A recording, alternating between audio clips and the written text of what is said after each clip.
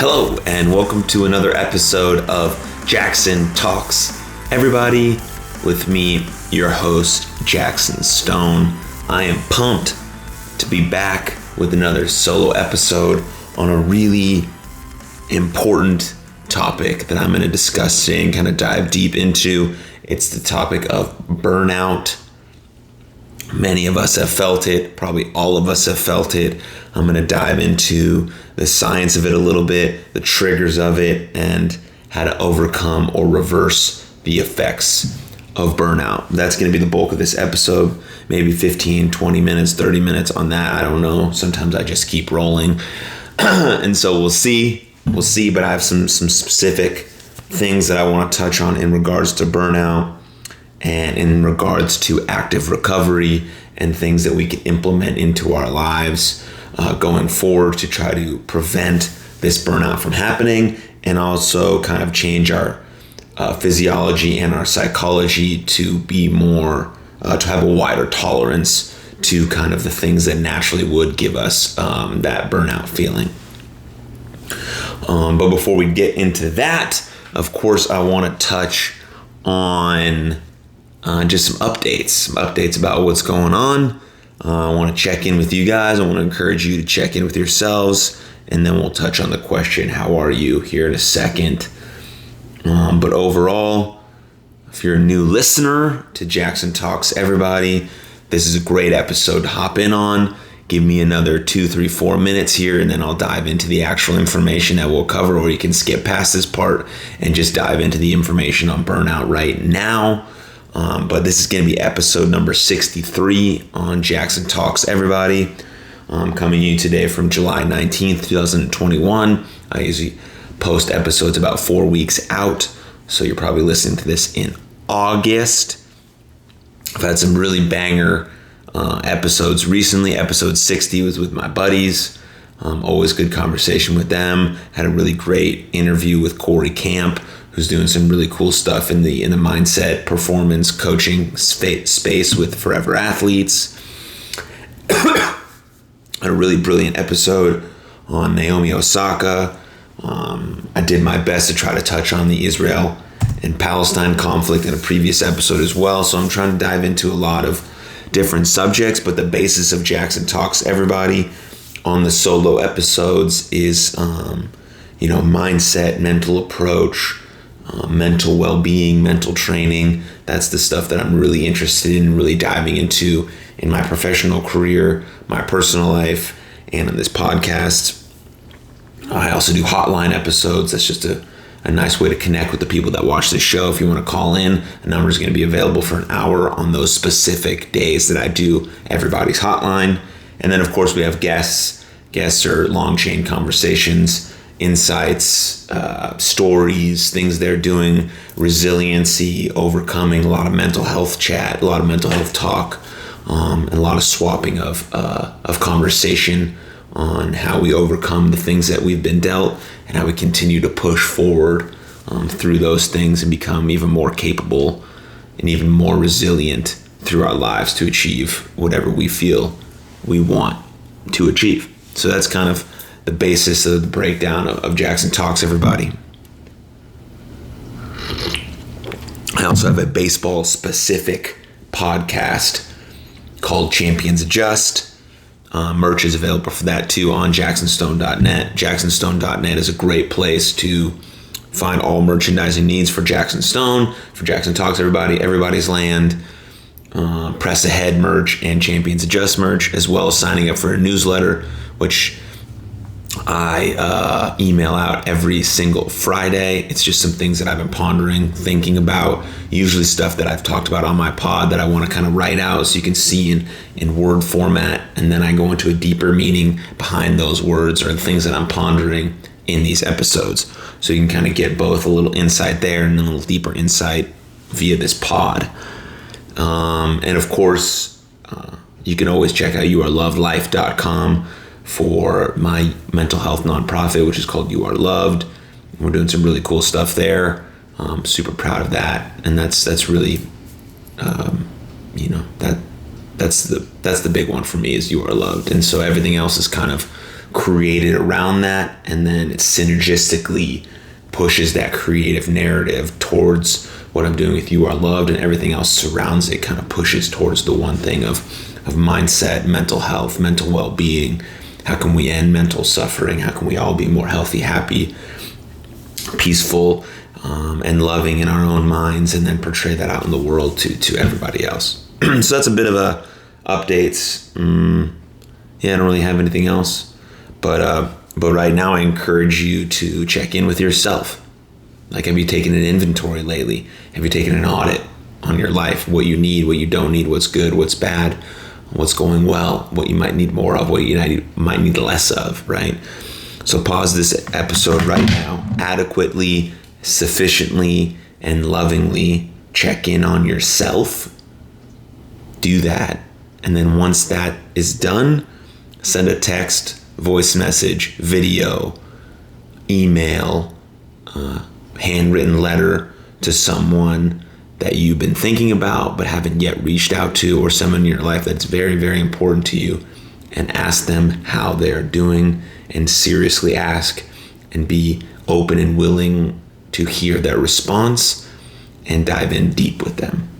So first do it with yourself, adequately, sufficiently, and lovingly, and then go out of your way to do it for someone else and be of service to them, because you've been of service to yourself first. Now you can be of service to them, and then that's a domino effect. Hopefully they go out in their lives and they return the favor, and it's just about paying it forward, but having that person keep the change. Pay it forward, keep the change.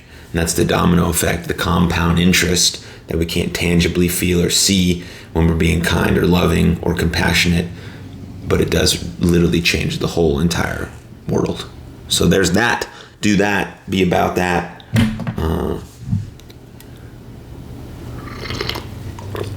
And then maybe now, wherever you are, sit back and enjoy a little bit of stuff I've been learning via the Flow Research Collective, and some articles and some podcasts about burnout. We've all felt burnout, right? We know what it is. For me, burnout feels like a loss of motivation and like a growing sense of cynicism. And burnout definitely alters our neural circuitry, right? Because it enlarges our amygdala and fractures our connectivity. So burnout isn't like this like woo-woo thing that like shouldn't be taken seriously. It should be taken very seriously, because it is documented medical disorder like anything else. And so we feel burnout because there's like specific triggers that hit us when we feel burnout. And we're going to go over those 6 burnout triggers and what we can do to kind of reverse those triggers. But burnout is a real thing, and it's because our society has glamorized the grind, the hard work, the hustle, the long hours for too long, and it puts us in a downward spiral of not getting enough sleep, not actively recovering, not passively recovering, not taking time off because someone's going to take our spot. And there's this like insecurity based idea that if we're not working 17 hours a day, that we're not working hard enough. And it's all because our culture has glamorized those ideals instead of really honing in on, let's work hard in a safe, adequate amount of time, 8-10 hours, let's crush it, and then adequately rest, adequately recover, adequately have enough time for experiences and relationships and community and connection, instead of just solely focusing on this idea of work, right? Of course, you have to work hard to achieve something great in life, to become elite in anything. Of course, very important. But that work is intertwined with organizing how you recover and how you spend time with your loved ones, how you spend time in community and of service to others. All these things line up together in alignment to push you towards whatever you're working hard towards. Isn't it more beneficial to work harder, more focused, more in tune, more in aligned with your purpose for 8 hours than being multitasking, not really focused, kind of on your phone, on this, on that, not in like this gray zone for 12 hours, right? Rather than just honing in on one specific thing and working hard in that short time frame rather than expanding it for so long and saying that you grinded, saying that you're working long hours instead of recovering on a Sunday or taking that week vacation or knowing your worth and your value and expanding it from there. My mom just called me. Call you back in a second, Mom. Let me just get through this episode. Yeah, so that's kind of the problem with burnout, right? Because cognitive and memory function is impaired on burnout. So it's burnout is much more than just work overload. And then when we know we're work overload, we say we need to take time off, right? That's always the default mechanism for burnout is work overload. I'm going to take time off. But there's a few other burnout triggers that we need to focus on, that we need to think about, that we need to hone in on, other than just defaulting to work overload, and then I need to take time off. Taking time off is very important. We have to do that. All peak performers take time off. There's off seasons, there's breaks, there's time off, there's implemented times for recovery and rest and no work, right? And in the corporate world or the job world, whatever it is you want to call it, that's doesn't happen often. But we default to work overload, and then we default to taking time off, which is super important. But don't default to that, because you have to solve the root of the problem to solve burnout, right? So you have to identify the actual trigger instead of just defaulting to work overload. So I'm going to give you the 6 burnout triggers right here. Cheers to coffee drinkers. I'm going to give you the 6 burnout triggers and a few things that maybe you can look at as possible root of that trigger, and then identifying that root and then trying to change it and go from there. So we have lack of control is number one burnout trigger. And it's like your sense of control over what you do is undermined or limited, and you don't have a lot to say in what's going on. So example could be like you have a lack of autonomy, you have a lack of ownership, you're not feeling like you're being creatively expressive enough, you're being micromanaged. So that's lack of control. That's a burnout trigger number 1. And a hypothetical solution to that lack of control could be creating more autonomy for yourself, right? Changing your boss to expand autonomy, allowing your creative freedoms to flow a little bit, taking a few more chances and risks to allow yourself to have that creative freedom, or thinking about how you can start your own thing and really dive in deep into that whole entrepreneurial thing and giving yourself full autonomy and full mastery over your career and life. But that's a burnout trigger's lack of control, and there's a few things that could go into that in terms of what you can do to fix that and finding the root of that cause, which is that, and then identifying that and going from there to try to fix it. Burnout trigger number 2 is a values conflict. There's a disconnect between your own core values and the core values of the organization or your workplace. So say you believe in the environment and your company doesn't. You value honesty, your coworkers don't. And so that's a big one. That values conflict can not instantly, but over time really, really cause burnout, because the values aren't in alignment. The things that you hold in high regard, the things that you filter your thoughts and actions through are not what your coworkers or your company does. And so a hypothetical solution, simple, would be to find an organization that your values align with. I mean, that would solve the root of the problem, which would be a values conflict, and you leave the organization, you set up the right things in place, burn any bridges along the way. But you do find an organization that you're more aligned with, that your values are more aligned with. So when you go into work, you know that your values aren't going to be undermined, and you have a clear conscience about what you're doing and the direction you're headed with your values and your company's values. Okay, number 3, burnout trigger. Number 3. Let me get a coffee first.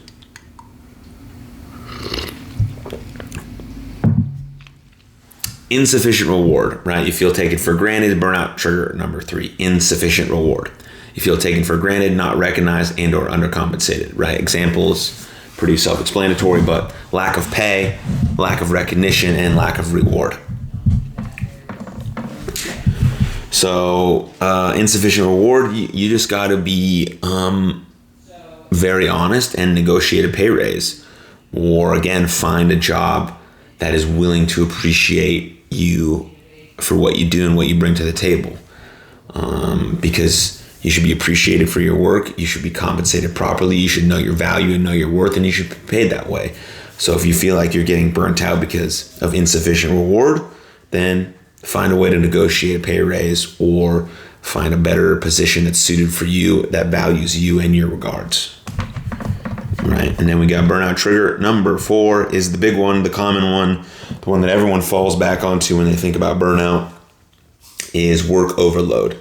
So your workload is too much, too complex, and too urgent. Basically, you're working too much, right? There's no active recovery in place. There's no taking time off. There's no boundaries on your work schedule, right? You have to take time off and rest. You have to have them implemented in your calendar. You have to implement sleep. You have to prioritize your well-being. You have to make sure you're doing a lot of these things. We'll go into what protocols you can add for your active recovery, but just off the rip, right? Taking time off and resting and prioritizing your well-being is important. Setting boundaries on your work, when you will work, when you will turn your phone off, all that stuff is important, because work overload is a huge burnout trigger, and we have to be able to solve that.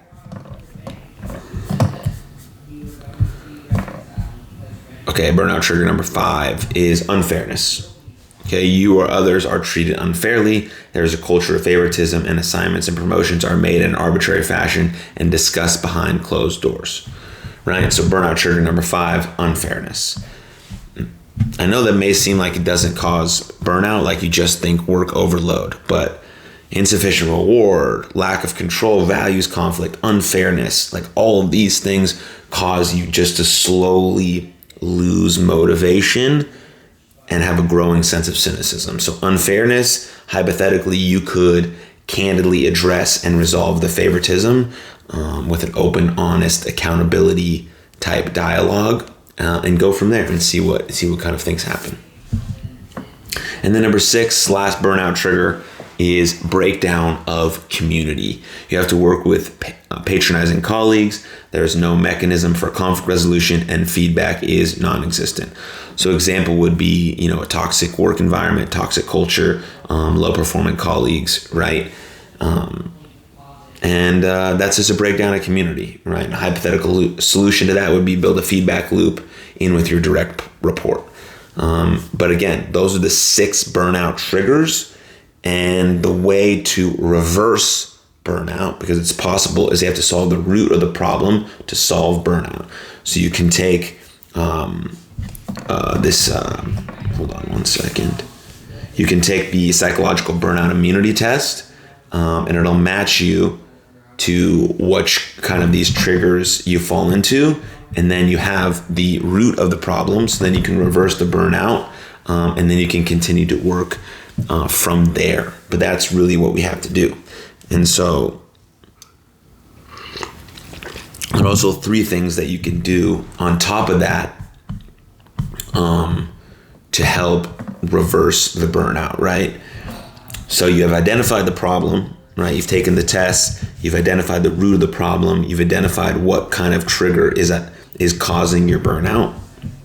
And now you have some solutions here, right? You change yourself, so you expand your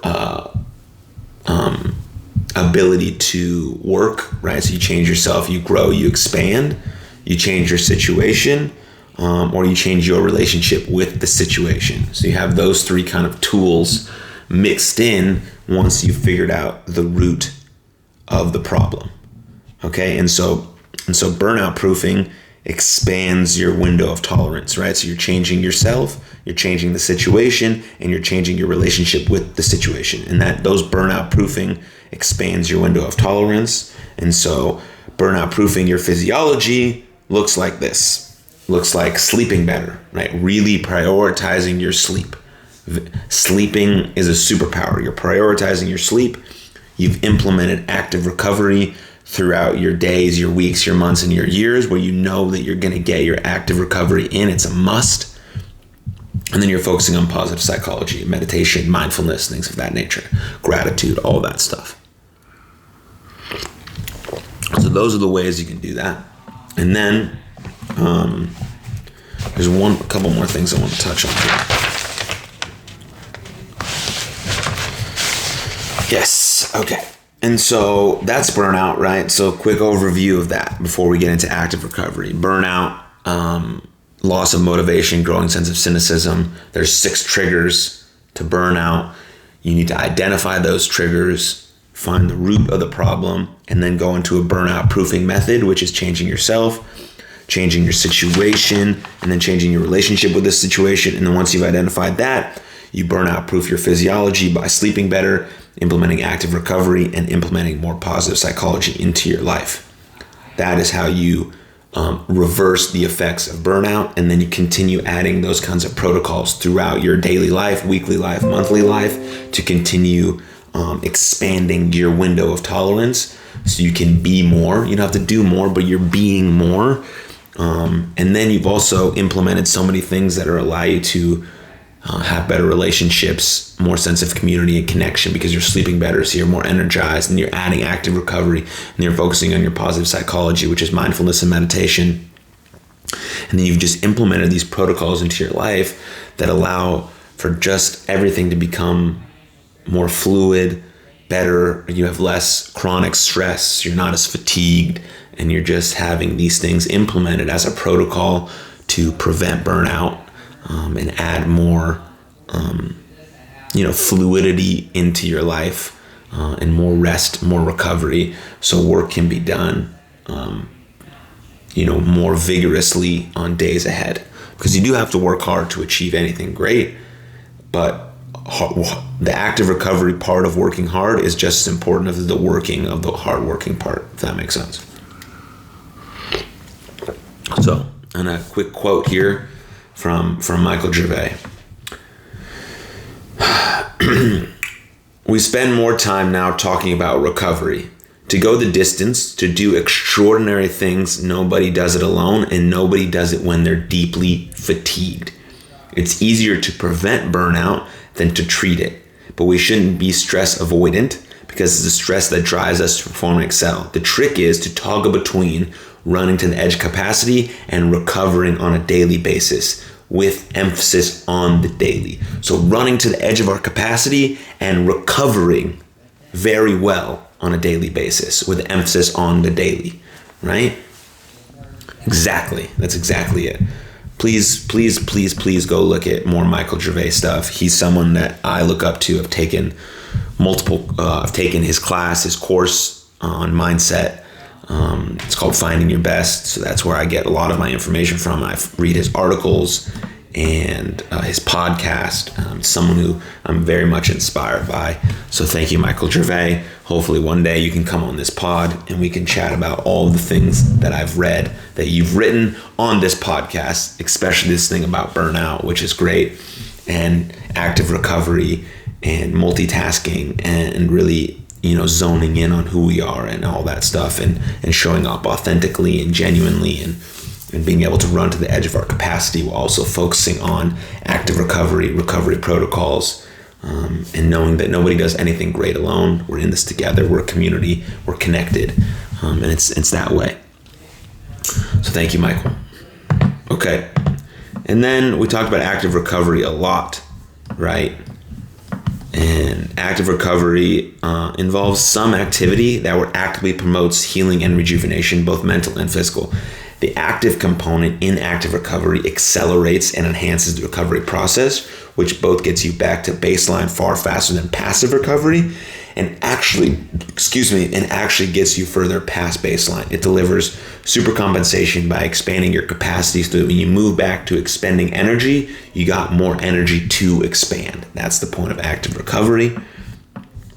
And that's a big key in burnout, right? And so these are the Flow Research Collective's top 20 active recovery protocols. I'm just going to give you 20 of them, and you can pick the ones that you really like to start implementing into your daily, monthly, weekly, yearly, quarterly active recovery protocol. All right, so you got a cold shower, ice bath, cryotherapy, sauna, steam room, hot bath, breath work, and meditation. Those are two of my favorite. Cold shower, love it. I'm all about it. Do a cold shower every single day.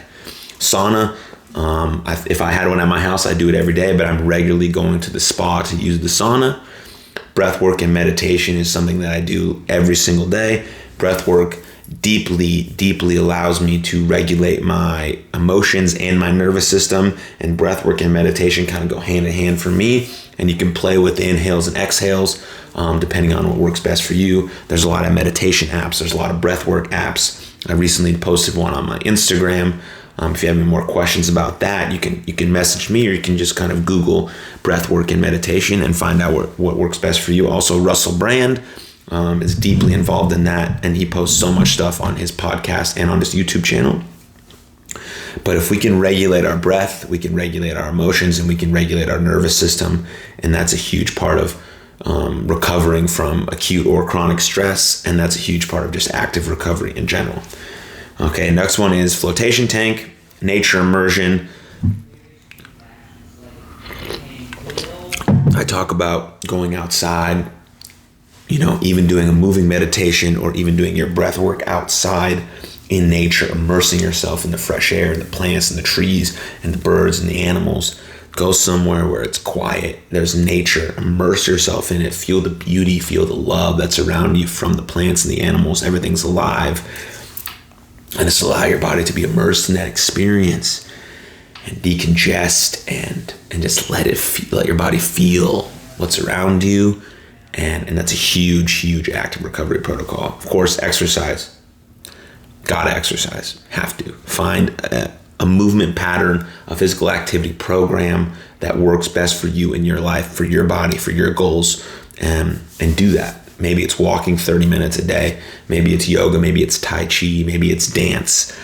Maybe it's strength and conditioning. Maybe it's biking. Maybe it's cycling. Maybe it's the Peloton. It's anything. All of these things, you have to find what works for you, and you have to implement it, and you have to be diligent about that. Get a massage.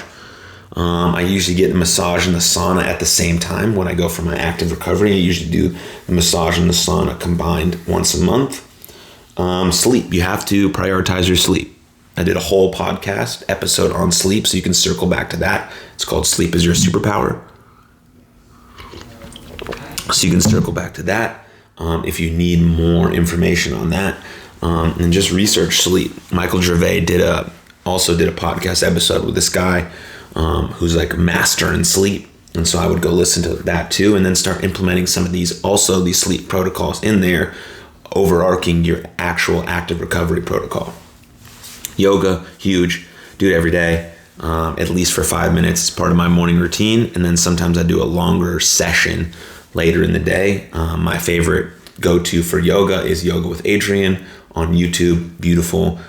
Yoga is also a sense of you want to habit stack these protocols, right? You can do more than one. You want to habit stack your active recovery. So I can technically do breath work, meditation, nature immersion, and yoga all in one. I can do that all in one. So I'm habit stacking my active recovery, because yoga is a form of exercise as well. And I'm meditating and breathing through those, especially when you do yoga with Adrienne. She's very into that. She's also very into the gratitude of the body and the mind is sacred, and you're praising yourself for making it to the mat. And then you're outside when you do it too. So you're in nature, you're feeling these things, you have fresh air.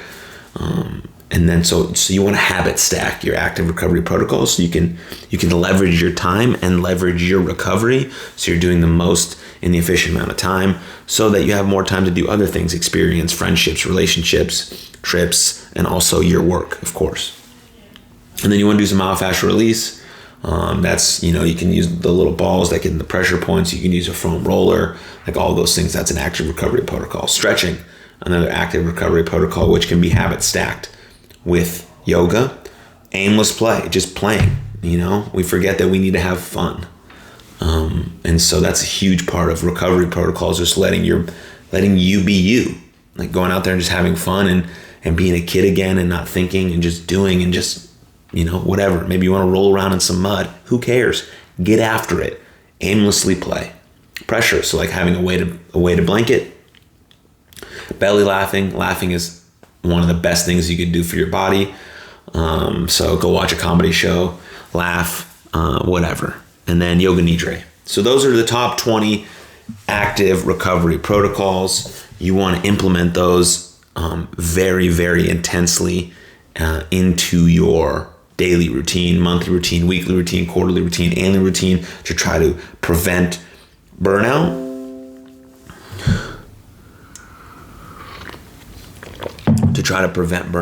And now you know the burnout, 6 triggers for burnout, and you know they need to find the root cause of those triggers, identify the root cause to reverse the effects of burnout by either changing yourself, changing the situation, and changing your relationship with the situation.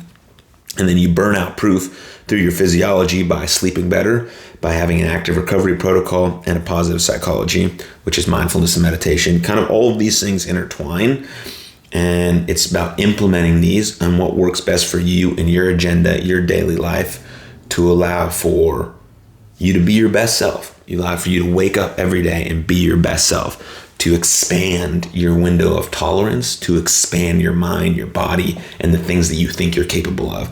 Because you're so capable. Your body has all of these things. Your mind has all of these things already inside of it. We're just unlocking it, untapping it, and allowing it to free flow, and allowing it to expand your life and expand your relationships and make everything more fruitful and meaningful and purposeful and all these beautiful things. So that's all I got for today. Hope that made sense. I hope that you learned something, and starting today that you start to implement some of these tools and tactics into your life that could greatly help you reverse burnout or prevent burnout, and just allow to handle stress a little bit better, and to allow your body to recover a little bit better, and allow yourself to be more energized throughout the day. So thanks for watching. If you have any comments, concerns, questions, funny stories, anecdotes about this episode or anything else, or you want me to cover a certain topic, let me know. I'm researching and studying and taking classes and listening to podcasts on a daily basis, because I'm so interested in this stuff, in the mind and the body, in the connection of that, and mental well-being and mental health and psychology and physiology, all these beautiful things. And so I definitely don't know anything. That's kind of what keeps me really curious about it, is that it's just, there's no real mastery in sight, and I'm excited to just continue learning and sharing and growing and expanding. So if there's anything you want me to touch on, let me know. But sign up at jaxonstone.net, please, to the newsletter, subscribe to this channel, give us a review on Apple for Jaxon Talks Everybody and Champions Adjust. And overall, just thank you. Thank you for listening. Share this with a friend, please. That'd be great. Grateful for the community. Grateful for you. Have a fantastic fucking day. And much love.